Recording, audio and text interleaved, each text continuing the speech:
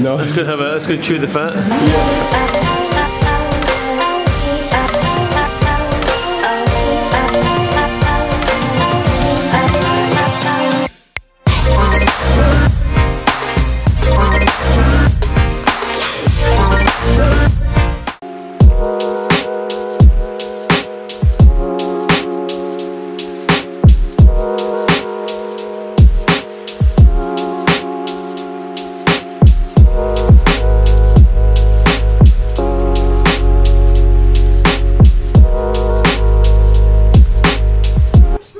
Today we got a very interesting podcast. We've got two new Emiratis. One is of, are you Tongan? Scottish, Tongan, Lebanese, Fijian, and then another Australian, Italian, Irish, who have been living in Emirati for the last 19 years and 3 years. Yes. We met yesterday by chance for a quick discussion about selling muesli in Dubai. And I was so intrigued with some of the insights about living in the Emirates, because there's many myths that we want to dispel, because the life they tell me they live is not the life the media tells us how Muslims live in those regions. I actually think they live a better life than us, so they very kindly accepted a wee time to chat with us. And here we've got Dylan, the local, Sally, my wife, she's here, and Julian from Life Cycle. Hello. The mushroom man. I'll say hello for Dylan because his mouth is full of... Dylan's eating sardines. So welcome guys, thanks for coming back for a wee chat. Welcome. So I'm just well intrigued with the Dubai and the Emirates and that whole region, because when I was a kid growing up it was about oil and people in robes. That was pretty much it. I never knew anything more about it. Every flight I take is an Emirates flight. I'm always quite impressed. I know when you fly into Dubai, it's sand, poof, here comes the city, and heat, yes. Like intense heat, and the amount of planes. I've never seen so many fucking planes in my life. I just look at every plane as $1 billion. I'm, oh my god, I thought Qantas was big. Yeah. These guys are just like poof, terminals and terminals of fucking Boeings and Jumbos and whatever. So what's it like living in Dubai? Do you call it Emirati or Dubai? I get confused with that part of it. Emirati is the what do you call nationality. It's Emirates, Arab Emirates, United Arab Emirates, but Dubai is the state. Right. So there's 7 Emirates, and Dubai is one of them. And what's the other ones? Abu Dhabi, Ajman, Ras Al Khaimah, Fujairah, and Sharjah. Yeah, there's some. Yep. Sharjah, Abu Dhabi, Ajman, yeah, Fujairah. What are the other ones? Al Ain. Al Ain, no, that's yes. part of Abu Dhabi. Geez, I'm confused. We should You've know just all of confused them. me. We No, should I know do all of know. these. You should know them. You've been there for I did, 19 I years. saw. This was a test to see This if is they a really test. were who they were. They're actually from Camden in Canberra. Busted. So this, you're going to have to excuse us. The whole of the UAE is only 45 years old, so we're still trying to catch up. Yeah. So yeah, living there, Vanessa could probably talk. What's it like living there as a woman? Oh, it's We always awesome. we always hear bad things. Woman No. this, a woman that, a woman this, woman get beaten, woman get this. Oh no. You're living there by choice. I feel like if I could, yeah, I'm there by choice. I think you're treated like a queen when you're there. It's all about the woman. It's about making sure that the woman is comfortable, that she has the lifestyle that she needs, that she has the means that she needs, and making sure that that's all runs smoothly for her. That's practically how we live our life there. It's not, you're not allowed to drive. I mean, all the girls I know some, racers that are Emirati young girls. They do car racing as their, as their career. Yep, they're really open. Sure, there's not many people would have thought that. No, none of them. Business? Sorry? Women in business. 100%. They're like one of the biggest ministers there. They practically run side by side with our not our rulers, but with the ministers, with the government heads. They're right up there. So they're as powerful as the men are in the UAE. And the women's words, or what women speak over there, it's phenomenal because it's taken very seriously. and the way that they are living their life, they're opening the doors to allowing not just commercialized lifestyle, but creativity, allowing culture in, allowing the outside world into our country. So a lot of women movement going on there. I would say also from a male perspective, from coming from a Western upbringing, and then doing the move And 3.5 years. Where were you born? I was born in Sydney. Sydney. Yep. And so seeing the I would call it chivalry from men towards women. You know, so it's, for example, you might be walking to go to an escalator. If the man is walking roughly at the same time as the woman, he will always step back. There's no push in front. You know, if a woman is walking across, going back like 50, 60 years, where a man would step aside, open the door, all of a that. level of gentleman stuff. A lot of respect for women. It's a respect for. I mean, I even with like being with Phil, because I've been there for 19 years, and I've learnt the ways of Emirati, and the way that they are, their mannerisms, their etiquettes. It's quite beautiful. So I almost had a culture shock when I had met Philip, because I wasn't used to the mannerisms, and it was almost rude to me. Yes, I mean, yes, it was. It was very much. It was very much. It was almost obnoxious to me. It was like, oh my God, you know, there's certain things like when I walk into a home, you know, we take off our shoes, we respect the home, close the bathroom door. I mean, right down to the toilet seat. You know, you should close the toilet seat when you're done. It's just a lot of etiquette involved, and having, you know, from that kind of etiquette to meeting Philip, who was just Don't judge cowboy. me. Yeah, cowboy. I mean, not in a bad way, but it was just a different culture. It was very hard for me to. It's almost you would say the expected norms of an Australian upbringing, the laid back, you know, we just get on with life out in, versus and almost Australians, it feels like we're drifting away from that chivalry and the respect for women. And when you watch media here and you hear the way that Western media portray the Middle East, I would say Dubai is an exception to. It's very cosmopolitan. It's very pro-women. Even in their politics now, they're moving towards having 50% female representation in powerful positions now in businesses. They're also moving towards equality. The Western media tends to taint the majority of the Middle East with sections of the Middle East. So you see places like Yemen, Saudi even, you know, with certain extreme actions. And then you go to Dubai and you see this complete cosmopolitan city where cultures, religions, beliefs, I think there's 3 million local Emiratis and It's something like that. Yeah, no, it's like 1/3 of the people are locals, and the rest are expats. So watching this integration from a Western person to come and plot themselves into Dubai was amazing.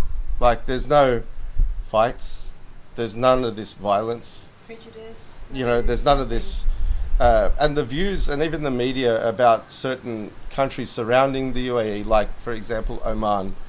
You know, I told my mum I was driving to Oman, and she thought I was going to be subjected to IEDs on the road, explosions going off, you know, and you know, yeah, like, and 2 hours later I'm, you know, smoking my tobacco in a lounge, being invited by a local to play pool, you know, in their traditional outfits with a Westerner. So these views that are being portrayed, and almost the polarization of you know, Muslim, Catholic. No such thing. There's no such thing in Dubai. it's all human. It's everybody's human. Everybody gets on. You do your thing. It's very peaceful religion. I wouldn't have reverted. Would you say people are happier there? They're happy? Yeah, I don't think as happy as Byron Bay, but we do have a happiness centre. So they are moving to this. They're moving into this happiness theme, I guess. They are trying to move into how do we make our people happy? How do we make sure that our lives are lived in a better way? I mean, obviously we don't have the outdoor life that we have in Byron Bay. I don't think Aussie politicians are fucking thinking about that. I don't think that they're trying to make our lives happier or easier. But there's huge transition in this culture because you've gone from nothing to a massive city in such a short period of time, and the traditions and the way people used to live is very different to the way they live now. So that's all I'm asking is, how are they? The tradition's funny enough that you say. I do see it still there. It's still there, but as you say, it's almost becoming obsolete. Because the new minds, the new generation, they're so focused on an open world. They're so focused on generations today are completely different to what we've all been raised to. I mean, I'm only 21, so I mean, Stop. you know what I'm saying? But seriously, I do see that it's almost not frowned upon, but it's almost it's like seeing something that's extinct. You're like, oh my gosh, there's someone traditional still practicing the traditional with the hole under the eyes and the burqas and this. You look at it and you think, wow, okay, they're still there, they're still surviving. But it is becoming something that is smoothing out, and the openness is there. Too open for them now. That is something that, for example, with my children, I need to look at how to maintain their actual culture itself, because at the end they are Emirati. There's nothing wrong with your tradition and your culture, it's beautiful, but how do you implement it without watering it down into what's the society today? So continuing that tradition, but also trying to blend into what's happening in the world today. It's completely different for them. It's completely different. I was talking to a mate of mine yesterday. He said, "Oh, what do you think about Saudi Arabia trying to buy Newcastle United football team?" I said, "What does it fucking matter? People want the clubs to be saved." I said, Saudi already owns Sheffield United. And then he goes, yeah, initially, obviously the media beat up. It's not beat up, but just that they say, oh, yeah, but Saudi has very big issues with its human rights and other stonings and whatever they're in. And that's true. I'm not going to fucking say that's not true because I don't know much about it. But what I did say to him, I said, think about this. Someone might be stoned in Saudi Arabia and you might hear about it. America, 266 people were shot indiscriminately by fucking kids with machine guns. Yeah. What's the issue here? Is like, don't allow them to put the spotlight on one situation. Donald Trump said in the media, he said the vapes, those vapes, people are smoking vapes. 2 people have died because it exploded. He said ban the vape. And then somebody says, but 266 folk have been killed with guns, and he goes, we'll pray for them. Yeah, that's right. We'll pray for them. I would say too, furthering that point, coming back to Australia from living in Dubai, Australia feels like a nanny state. You drive down the road, there's RBTs on every. I'm not saying it's not for a good reason, but I haven't lived in Australia for 3.5 years. I lost my driver's license. How? Three speeding, a double demerits, and a red light camera, and I've lost my driver's license. I haven't been here for 3.5 years. In Dubai, you don't feel like you're being policed. Yet the media will tell you about how stringent the rules are in the UAE, how you have a ruler and the ruler is a tyrant or how can you have that and at work? It's not a democracy. It's not this. I would say go there and live there, experience it, experience the little freedoms that you get. That when you come back here, you feel are taken away from you. Like you don't feel like Vanessa will say to me as I'm driving, I'll say, there's a police car coming. She goes, what are you scared of? I said, you don't understand. Like they're going to pull you over for something stupid. In the UAE, the police are cutting you off. You're cutting the police off. There's no I'm going to pull him over for this or for that. It just everyone gets on with car chases. there's It's just not allowed. There's not allowed any car chasing. So, you know, if you're speeding past, the cops will just like, oh, I'll take the number plate and that's a fine for that person. There's no sirens. We're not really allowed any sirens in the UAE. So you don't hear that, you know, an ambulance or anything unless extremely necessary. And it's on the lowest it can be, not like in Rome where your ears are about to blow off because every 5 seconds there's an ambulance.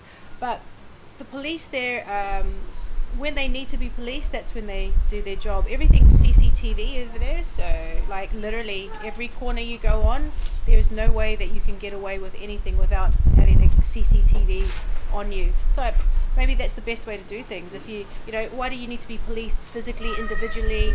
The pressure, like when I see him driving here, it's like he's under pressure, and I'm like, but you're on the speed limit. What are you? Chill out. Like, yeah, but if I do something wrong, I'm like, but there's nothing you can do wrong here, except, you know, speed. I would say the UAE is not over policed. So if you're in trouble, believe me, you deserve it, and you're in trouble. They don't stop you for a petty thing, you know, like jaywalking or and getting back to your point about Trump with, you know, gun violence versus the Saudi. I've been in the UAE for 3.5 years. I have never seen, sorry, tell a lie. I've seen one physical altercation in 3.5 years. I guarantee if I went home to my local pub, I guarantee I'd see a fight or a push and a shove just about every night at a pub at my local pub. So people tend to have a free life there, even though it's not portrayed. You don't feel like you're being governed. You don't feel like you're being controlled, and that goes across all the spectrums. The policing, business. You have 5% VAT. You don't have. It's like a GST, and that's it. That's all it is. So you don't have. You don't have company tax. You don't have company tax. You don't have personal tax. You don't have top up tax. You don't have. You know, you don't have to pay for the privilege of employing people like payroll tax. You know, you don't have capital gains tax. You don't have any of these things. So if you go and it's ironic because everybody talks about the Middle East as though it's not democratic and it's not almost capitalistic. It's probably the most capitalistic country to live in and economically free to live in, because everything that you earn is yours. And abnormal to me, and probably Dylan, and because I always feel that our country, Australia, as beautiful as it is, it's just you can't get off the hamster wheel. Sometimes you think you're getting ahead as a, let's call it middle class or a business. You just never get off the fucking hamster wheel because there's more debt, more taxes, a salary increase, a pay increase, this increase, that increase, but there's no support. The government is that there's no support for small business or business. Maybe big business gets all the support and the little guys get shafted. And I can't see it changing. It's that it was a guy, Mark Boris, the guy who set up Wizard Home Loans in Australia and Yellow Brick Road. He says 60% of the GDP of Australia is small business. Now, if that's true, we're part of that as a small business, and we have no voice. The government doesn't talk to us. They talk to the 40% who are the big guys that don't even fucking pay tax. Like Google sends off the day before the end of the financial year, they get a bill from Google Ireland for $1 billion and it gets sent across there because they don't have to pay this tax legally. But we try and pull off that sort of stuff. There's 60% of us. Paul Keaton said if you keep, I remember reading one of his books years ago, it says if you keep penalising the people the way forward, if we stop working or our commerce ceases, you have nothing to manage. Yeah. Then you have anarchy. Because all these people who have been kept getting drip fed money from through the dole system, whatever, because this lot keep working, which is the mass part of it, the rich get rich, the poor get poorer, and the middle class just keep fucking working, but there's no way to get ahead. And I hear these stories. I watched this great documentary about the Cayman Islands, how there's 60,000 residents, but there's $2 trillion or $1 trillion in the bank there, and there's 80,000 businesses registered there, and the poverty level's quite high in the Cayman Islands. But then the guy was researching it and said, but this was set up by King George of England many years ago for this very purpose. It was for the rich of England, the aristocracy, a safe place to put the money and not be taxed, but tax everyone else. And I thought, you bastards, you fucking bastards! Like how dare you? And we've got to stick. And we all think there's many people that might listen to this and go, but you got to pay your taxes. Yes, we do, but not more than we have to. And then the money that this government spends, gives money. We waste so much money as a government on things that just don't really merit taxable money. Well, Yeah. I love your business that actually is about the waste of energy. Yes. Yeah, and trying to like get past that. Have Yes. you heard? Yeah. Tell it what's it. Well, no, you explain it, Phil. I just think it's such a So I was a seed round investor in a green energy technology company that uses artificial intelligence. The name of the company is Biscuit. What it uses is it's basically a plug that you would use. You would plug your microphone in, your microwave in, your TV, your hairdryer, whatever appliances that your refrigerator, and inside the plug itself, it has motion sensor, heat sensor, CO2 emission sensor, ambient light sensor, Bluetooth and infrared sensors. What happens with this plug is it starts to, when you put these plugs into a home, it starts to learn people's patterns. Because it has a motion sensor, it knows how many people are in the space. Because it has an ambient light sensor, it knows what light, how many lumens are in each room and what the space is being used for. It has a heat sensor, so it knows if your air conditioner is on or if it's off, and what room temperature becomes a standard for the home, etc., etc. And what it does is it actually starts to gather data, learn processes, and make suggestions to the user and occupants of the home. So once it starts to learn, Phil wakes up at 7 o'clock in the morning, he makes his brew, cup of tea, he then proceeds, has a shower, he has his bedroom light off. Before he goes to work, he turns his bedroom light off normally. After a period, it starts to learn these processes. If I leave without turning my bedroom light off, on the app, it will send you a notification. We notice you've left your bedroom light on. You normally would turn that off, and with one swipe of the app, you can turn your bedroom light off. So we are currently selling this as a green energy or power saving smart technology, machine learning, not user interactive, in the sense that the user has to keep putting these predetermined, like at 6 o'clock I want to make sure the lights are off. It's not like that at all. It learns the process, learns what each tenant is doing, and then makes the suggestions. It's not consumer driven. The idea is to get these plugs into as many homes as we can, with the view of saving energy companies from over ordering their power. So once we, for example, we've just deployed. That's what I find is really interesting, because I don't think that people know How that works? how much we waste energy. Yeah, so power companies currently in the world, especially in civilized societies, they can't afford a blackout. So they order power, coal-fired power, main part in Australia, 1.5 hours in advance based on retrospective modelling. So they'll say it's Sunday, like it is now, 3 o'clock in the afternoon, it's 35 degrees outside and we're in Byron Bay. So they'll say, we are going to assume that the total grid is going to need X amount of kilowatt hours of power, and they will order that, and whatever doesn't get used gets wasted. It goes into the grid, burns and burns and burns, and because we can't have a blackout, about 25% of that power gets wasted. So you imagine the emissions that are going to waste. For nothing, for no apparent reason other than no one has bridged the gap between end consumer and edge of the grid. And real time. In real time.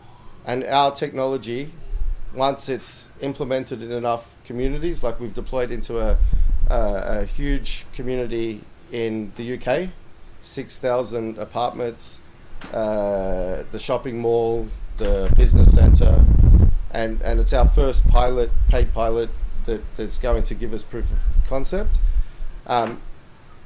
But we're aiming to take this data to eventually to energy companies, so that we could say, you don't need to order power for Scott, he's not in his house. So the assumption that he is there versus the reality that he's not there, and the ability for us to give the energy company 7 readings per second on total grid consumption.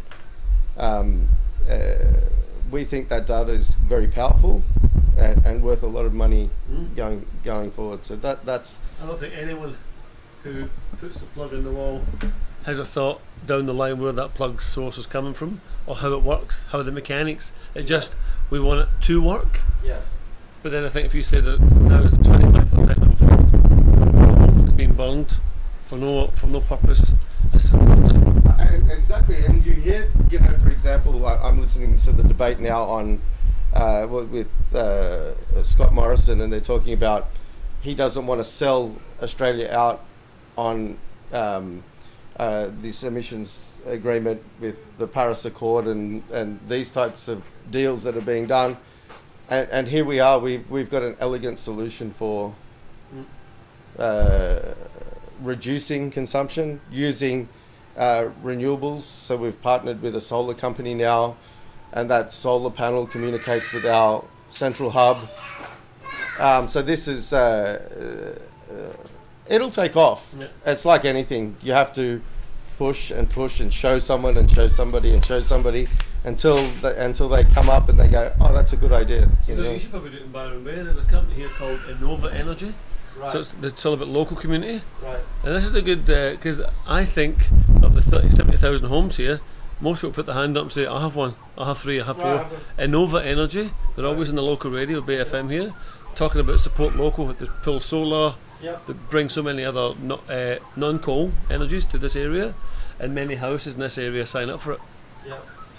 We found again, we were having this discussion with Vanessa about Australians being a little bit slow on the uptake. So we met with a lot of developers on the product, and Australia didn't want to be first, which we found ridiculous. Like, I have a lot of contacts. We have family businesses in air conditioning, commercial light fittings. We had all of those contacts to walk this product straight in, and we did. And all of them said, show me where it works, show me how it works, let me see it operational in another community. And now that we've done it, now everyone's fighting over it. Give it to us, give us the exclusive distribution, give us this, do that. But Australians, it's very frustrating as an Australian living in Dubai and then flying back to Australia. For example, infrastructure, roads, the spend and the you're paying onerous amounts of tax as business owners, tax upon tax upon tax upon tax, and then you come to use the infrastructure here, and it's not built, it's not finished. Even coming back from the Gold Coast to here, the roadworks, 30-minute delay, 17-minute delay. Vanessa and I were travelling to see our mum and watching this one tiny little bit of road work, maybe 1 kilometre worth of road diversion, and it took a year to build. And while I was in Dubai, I watched them build almost a whole city, like probably six or seven apartment blocks, an overpass, an underpass. And here I am, I'm driving back to my mum's a year later, and this is 1 metre, this is a Camden, 1 metre, 1 kilometre of road, a little bypass junction, and it's, they don't even know what they did. And I'm like, they've advanced it 30 metres since the last time I've been here, and I'm paying tax, so for me, the move to Dubai from an entrepreneur makes complete sense. If you want to start up a business, or you want to start up why wouldn't you want to go to somewhere where it's tax friendly? It's about business. Yeah. Same as Singapore, right? Singapore, Hong Kong. The business districts. Yeah. I wanted to touch on something you said earlier about how you've only ever seen one altercation in Dubai. Yes. Some people might listen to that would say, oh, it's because no one drinks. So I just want to tell you a story that I have a friend of mine who lives in Japan. They all fucking drink. Yes. He's been there for 20 years. He says, but he's never seen one fight on the streets of Tokyo in 20 years. He goes, mate, and they drink hard, but there's a level of respect and is it a socialist state, what Japan is? Yes. And they have artificial intelligence everywhere, so you don't see a cop, you never see a cop, No. but people just know there's a level of things they can do and can't do. They're kinky in the bedroom, but on the street they're not aggressive, they're not upset, they don't cause trouble. I was there a few months ago for selling some muesli, and I just felt like the odd one out. I felt safe. I didn't feel out of place, I felt welcomed. Yeah. And I thought, this is nice, I actually feel quite pleasant here. Even the living there, and coming from here, getting used to being able to leave things, for example, on a restaurant table. My handbag. Like, I'll leave my laptop at Starbucks, and their version of Coles or Woolworths is about a 60-meter walk, 50 or 60-meter walk. I'll leave my laptop there. I'll walk to the groceries. I'll be in there for half an hour. I'll walk straight back out. My laptop hasn't moved. One day we parked our car at the apartment block, and for some silly reason, we left the boot of our car open with all of our bags, like expensive bags. Even I think there was some jewelry in there, What was it? clothes. My laptop was in the back, and we came back an hour and a half later, and as we came down the elevator, I saw the boot of the car open, and Vanessa and I were looking at each other and we're like, did you remember leaving the boot? I don't remember leaving the boot. We're looking at each other. We walked there, not a single thing touched. Could you imagine leaving your car Handbags, with your boot handbags. open, with your laptop in Australia, with the laptop? There's no way. The laptop would be gone for sure. Probably the car would be gone, All my rims So would be gone. this safety is a whole new level. Trust is a whole new level. Theft, I've never experienced it. So again, like it's a very safe place to live. It's safe. It's so safe. Like I said, I've been there almost 20 years. I've been almost, like a sheet's been put over my eyes. So when I come to Sydney and I've seen a few things that I haven't seen in a long, long time, like I was telling Phil, we went out for lunch with some friends of ours, and we were walking out on the street, and I saw this man come out of this door, and it looked like an odd building. I sort of nudged Phil. I said, what place is that? What's that about? Like, there's something there. And they all looked at me funny, as if to say, like, hello. It was more than that. It was a brothel. And I said, what do you mean? Like, well, it's right there. Like, I couldn't fathom it. I haven't seen such things for a long time. So it was very much like, oh my goodness, it's right. Yeah. So I feel like I've been almost, what's the word when you're like protected, or like I've been in a protected or a very family environment. Dubai for me is more like a family environment, and then at night it's on steroids with the most beautiful women in the world, the most beautiful men in the world, and then you go back to, it's like family environment, beautiful people, safe. That's what you feel when you're in Dubai. Does the red light district exist in Dubai? It's just everywhere, but Is it it's not underground? advertised. Yeah, Right. it's not an advertise. It's something that would be definitely underground, Yeah. and it would be, probably. I mean, I don't like saying this, but it would probably be the rich that could afford it and have their own separate penthouses and whatever they've got. But yeah, and of course, it exists everywhere. It's just not advertised. And there is drinking there. So let's not confuse the fact that there is not drinking and entertainment. Oh, The clubs drinking. exist. What are you talking The about? nightclubs exist. Drinking is there. It's expensive to drink. Oh, but it you doesn't can't. stop But it anyone. doesn't stop. People go and drink. And you'll see locals, you know, that obviously shouldn't be drinking, and they're at the pub, you know. So it's just, I guess, like any religion, you know. You if you're Catholic, you commit a sin, you go to confession. You know, Well, it's nobody's, human. Everyone's human. you know, Yeah. again, the Western media portrays the Muslim faith as in all Muslims are extremists. That We're extremely fun. that's That's why- you live there, you don't have know that what's experience going at on all here. Not what in it's- Dubai. But You know, there's you nightclubs mentioned there. the Protestants and the Catholics, and Yeah, you know, do you want to tarnish all Catholics or Protestants with the same brush that you would tarnish, you know, the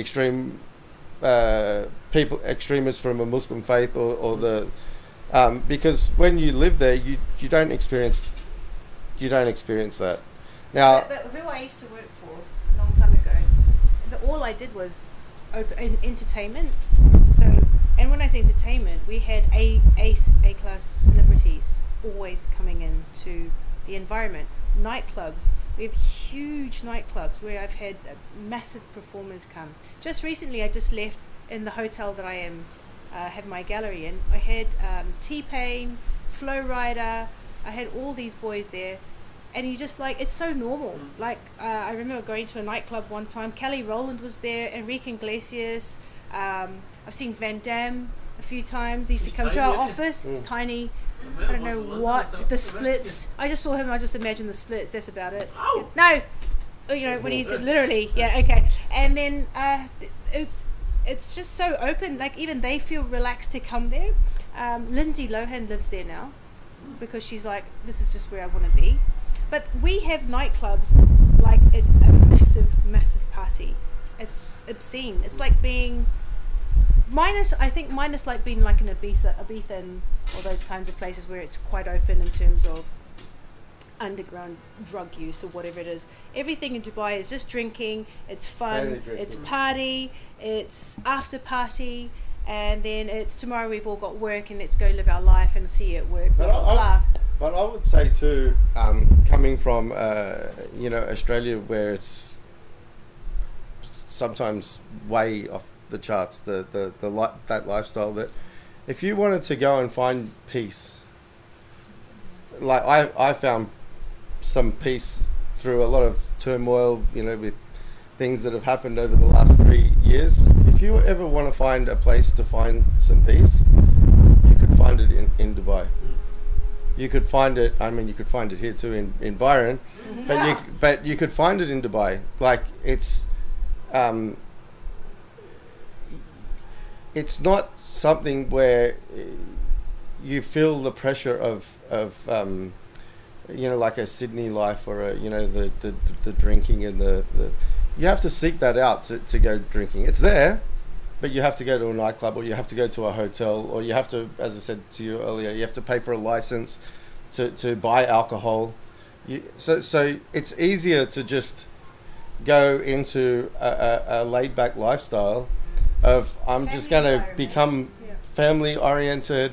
We're going to do some trips together. We're going to rethink and rejig life and not have the distractions that you do. The month of Ramadan, which is the fasting month, what's happened is it's almost like the whole of the UAE becomes a community. Yeah. So the Muslims know that now we need to fast. It's our time for religion, prayers. It's our focus, you know. And the expats are like, this is the time we're going to have a what do you call it? Fast from our drinking. I'm not going to smoke this month. By the end of it, you just see the whole country is just quiet. It's almost like they're all meditating. It's so weird. They use it for an excuse to meditate or what do you call it? Cleanse themselves, a detox.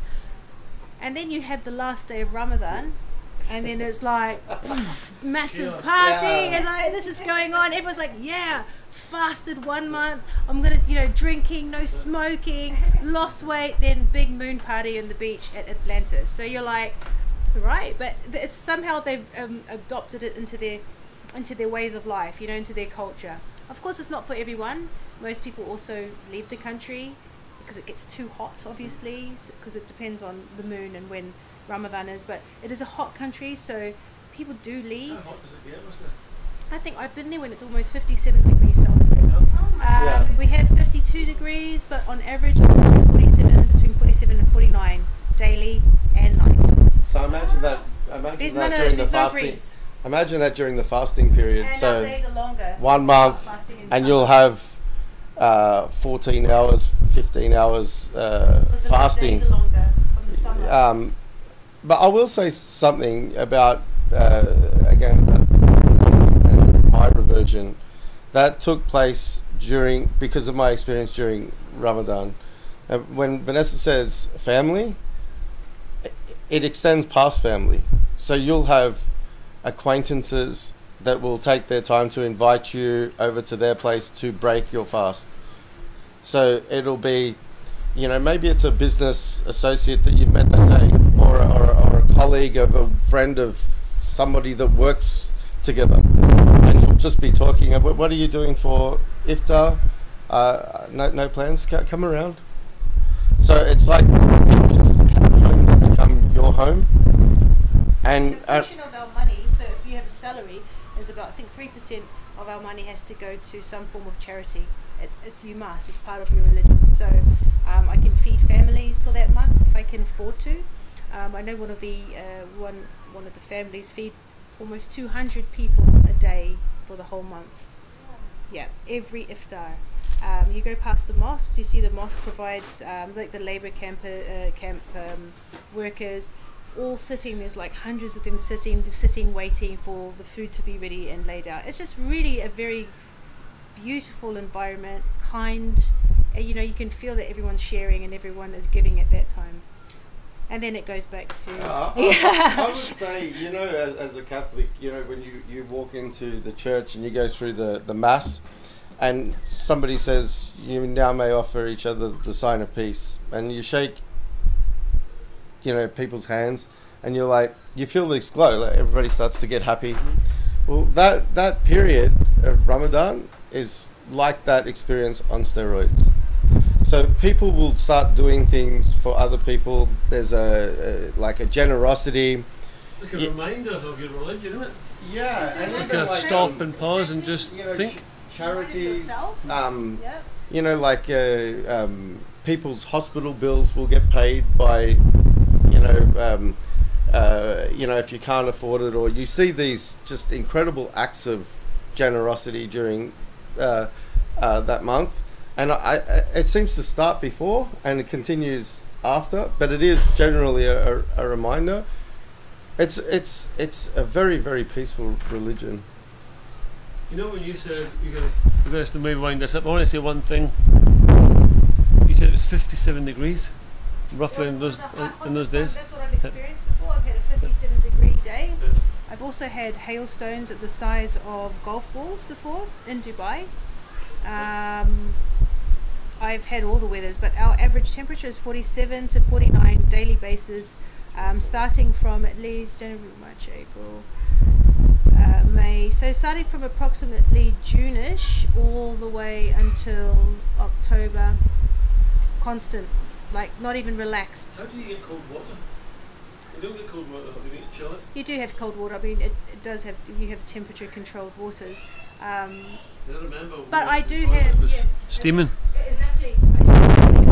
Olivia was getting an ASHL. Yeah. She sat there to do a pee in the toilet. I'll tell you what. Your face. I'll tell you one thing: you don't get cold water at the beach. So one of my funniest experiences was it was so hot, and I said to Vanessa, I said, I just got to get to the beach, and she goes, what for? I said, just to get into the cool water and refresh. So she didn't say anything to me. She just took me down to the beach. I like seeing this reaction. And on go the board shorts, I walk out, and as soon as I took, it was like a hot bath. Sweating underwater. I was sweating in the water. Sweating in the water. And another experience we had, It's the same temperature as outside. we went to the water slide place, I think maybe a week after I arrived, because I knew they would have cool water. And Vanessa said, put some sunscreen on, put a hat on, Australian. And I said, I'm Australian, I'm used to this type of, yeah, what are you talking about? Don't worry about it, you know. And after about 3 hours, I had sunstroke. I was vomiting. Yeah, almost vomiting from the like Fainting. just the intense heat. And I said, 47. You're Australian, right? Yeah, 47. I was sick for nearly 2 days from like migraines and headaches from the. Heat. So when you say the water's like that hot, there's no fish in there, is there? Fish? There's fish. But like not the fish you would get like. Must go deeper, obviously. Yeah, Must be deeper, but it is hot. It's the same temperature as outside. So I remember jumping out of a boat. This is my first experience in the UAE. I literally jumped into the ocean because I was sweating, and I couldn't. It was like I was still outside. I almost drowned from not being able to breathe. It was that hot, you know. But there was jellyfish and everything around me on top of that, so they're still there in the water. Yeah, and with the heat and all. Oddly, You know that was it the Qatar Games or there was some. He was working on that and they had the house with a pool. I said that must have been nice having the pool. He goes, Scott, he was Welsh. He goes, mate, it's like swimming in hot pee. Yeah, that's what it feels like. He said it's I've shocking. never sweated in my life underwater. Like, how do you do that? I'm underwater and I'm sweating. Like, I can feel the heat. But yeah, it's hot. I've got a small pool at the back. I always tell him throw in the bubble bath. It's going to have a dip. But it's the one thing that I was living there here is like when we're looking out at the view here and the ocean and the the beach and the scuba and the spearfishing and the nature just in general. Nature, yeah. I miss that being there, but outside of that, everything else, I wouldn't trade living there for living here. No, not a chance. Come back here for your nature fixes. Exactly. Yeah. Yes. Alright. Well, thank you guys. Inshallah. Inshallah. Do you want to give us something in Arabic? Yes. Shukran, yeah, shukran, Habibi. Thank you so much. That's it. There you go. Inshallah. Thank you very much for having Khair, us. inshallah. Khair. Thank you.